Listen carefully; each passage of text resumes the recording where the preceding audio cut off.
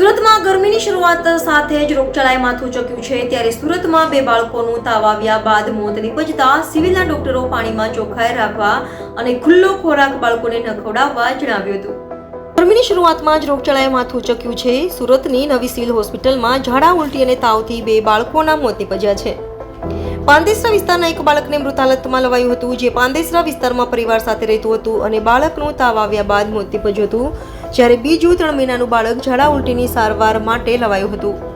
બાળકને ખાનગી હોસ્પિટલમાંથી વધુ સારવાર માટે લવાયું હતું. જે બાળકને પીડિયાટ્રિક વિભાગમાં લવાયું તે સમયે જ તે ગંભીર હાલતમાં હતું, જેને લઈ સુરત નવી સિવિલ હોસ્પિટલના ડોક્ટર સંગીતા ત્રિવેદીએ નિવેદન આપ્યું છે. અને ડોક્ટર સંગીતા ત્રિવેદીએ જણાવ્યું હતું કે ઉનાળામાં પાણીજન્ય રોગમાં વધારો થતો હોય છે, તેથી પાણીમાં ચોખ્ખાઈ ખૂબ જ જરૂરી છે અને બાળકોને રસ્તા પરનો ખુલ્લો ખોરાક પણ ખાવા દેવો ન જોઈએ તેમ કહ્યું હતું. બે બાળકોમાંથી એક બાળકનું મૃત્યુ બાળકોના વિભાગમાં નથી થયું, એને મૃત જ લાવવામાં આવ્યું હતું. અને પાંડેસરા વિભાગનું બાળક હતું, એને તાવની હિસ્ટ્રી હતી, એને ઝાડા ઉલટીની હિસ્ટ્રી આપેલી નથી. અમારે ત્યાં 3 મહિનાનું જે એક બાળક આવીને એનું મૃત્યુ થયું તે વેડ રોડ વિસ્તારથી, એને ઝાડા ઉલટી ડિહાઇડ્રેશન હતું.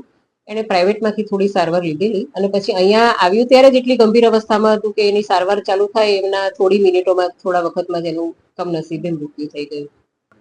દર વર્ષે આપણે ત્યાં ઉનાળા અને ગરમીની શરૂઆત થાય એટલે પાણીજન્ય રોગોમાં વધારો થતો હોય છે. તેમાં ખાસ કરીને ઝાડા ઉલટી અને ડિહાઇડ્રેશનમાં ક્યારેક આવી રીતે મૃત્યુનું પણ જોખમ રહેતું હોય છે. તો એ ન થાય એના માટે પીવાના પાણીની સ્વચ્છતા, ખોરાકની સ્વચ્છતા બહુ જરૂરી છે. એટલે માતા પિતાએ તેમજ શાળાઓમાં પીવાના પાણીની સ્વચ્છતા જાળવવામાં આવે.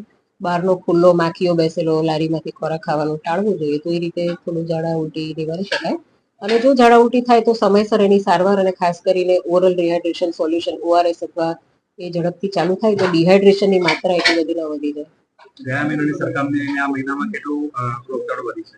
શિયાળા કરતા ઉનાળામાં વધારો થતો જ હોય છે. એટલે જેવો શિયાળો પૂરો થયો ને મિડ ફેબ્રુઆરી માર્ચથી ગરમીની શરૂઆત થઈ તો શિયાળા કરતા કેસોમાં ડબલ થયા છે એવું કહી શકાય કે 30-40 જે મહિને આવતા હતા એને બદલે 80-90 જેટલા કેસ મહિને અમે જોયા છે.